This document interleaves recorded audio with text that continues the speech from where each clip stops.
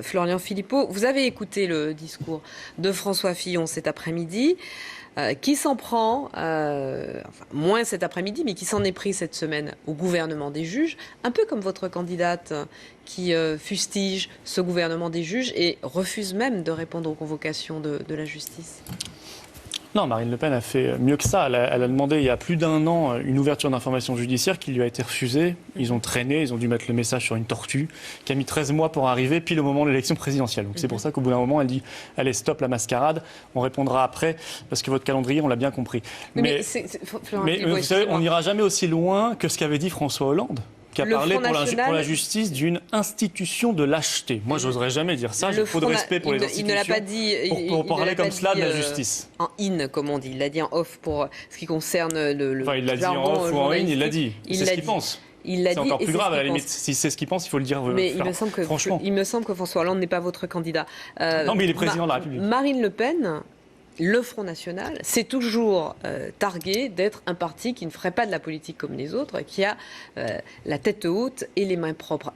Ça semble surprenant que la présidente de ce parti refuse à 3 reprises de répondre aux convocations de la justice sur 3 affaires différentes. Parce que je vous ai dit qu'elle avait demandé le 18 février 2016 par courriel l'ouverture d'une information judiciaire qu'on ne lui a pas répondu. Donc elle considère que c'est à elle d'imposer à la justice son temps et son agenda. En tout cas, c'est pas à la justice d'imposer un rythme électoral, parce que c'est pas son boulot. Voilà.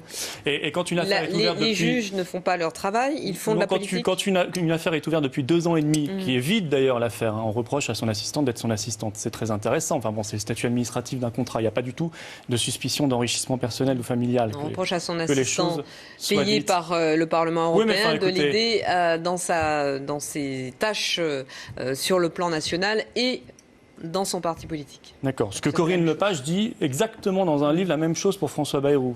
Vous l'avez lu, ce livre, en 2015 ? Et il n'y a pas eu d'ouverture d'enquête judiciaire. Peut-être parce que Bayrou soutient Macron. Ne sont pas vos candidats. Peut-être parce que Bayrou soutient Macron. Vous faites comme un élève qui aurait eu une mauvaise note et qui dirait à ses parents « Oui, mais les autres aussi, ils ont des mauvaises notes. » Non, simplement, je n'accuse pas Bayrou. Je remarque simplement que quand on ouvre une enquête, on l'ouvre pour tout le monde, y compris pour les soutiens de M. Macron. Macron étant le candidat de Hollande et Cazeneuve, chacun l'aura compris. Ça ne répond pas à ma question sur le fait que Marine Le Pen veuille dicter son propre agenda aux juges et ne répondent pas aux convocations de la justice. Elle a demandé elle-même. Ils ouvrent 13 mois plus tard, en plein pendant la campagne présidentielle, à quelques jours du premier tour. Elle y répondra après.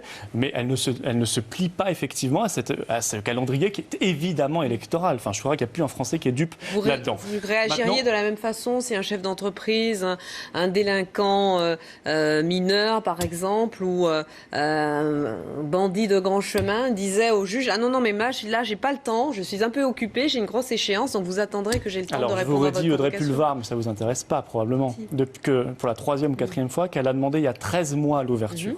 Elle a devancé la justice. Mais vous savez qu'il y a beaucoup de justiciables, Florian Philippot, beaucoup de mis en cause qui se plaignent des lenteurs de la justice. Et pour autant, ils ne répondent pas aux juges au moment de leur convocation. Il y a une accélération subite à quelques jours de la présidentielle. Ça ne change rien sur le fond ? Non, ça ne vous paraît pas bizarre ?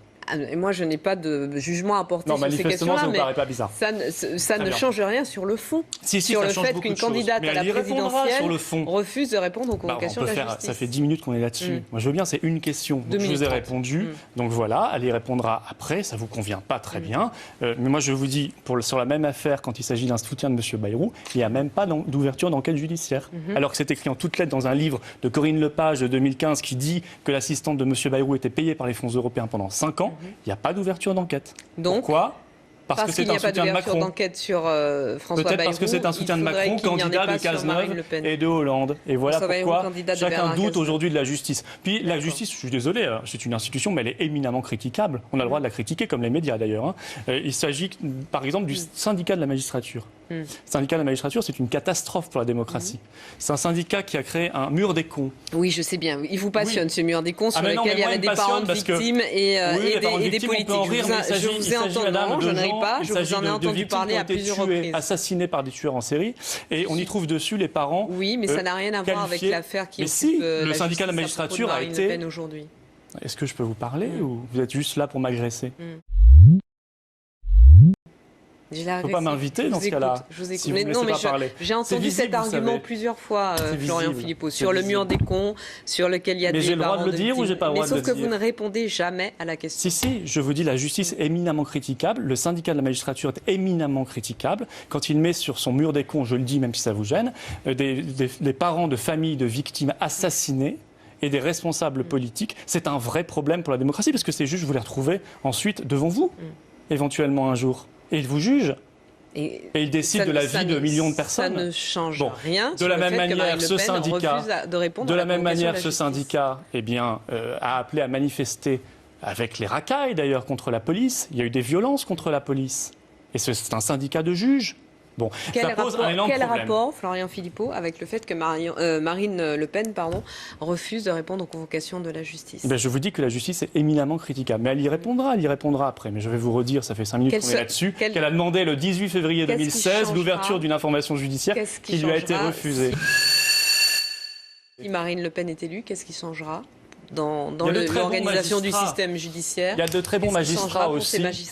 Il y a de très bons magistrats aussi, donc on donnera plus de moyens à la justice. Ça, c'est une évidence. Une culture qui a mené également à la création du syndicat de la magistrature, qui est un syndicat d'extrême gauche, un syndicat extrémiste, donc, et c'est la même qui fait beaucoup de mal à l'image de la justice. C'est la même justice laxiste qui poursuit Marine Le Pen aujourd'hui, et à laquelle Marine Le Pen ne veut pas répondre. Donc de temps en temps, elle est laxiste, et de temps en temps, elle est trop pressante. Elle veut tellement y répondre qu'il y a 13 mois, le 18 février 2016, elle a demandé elle-même l'ouverture d'une information judiciaire et qu'il n'y a pas eu de réponse. Non, mais ça vous... Non, mais je pense qu'on l'a entendu.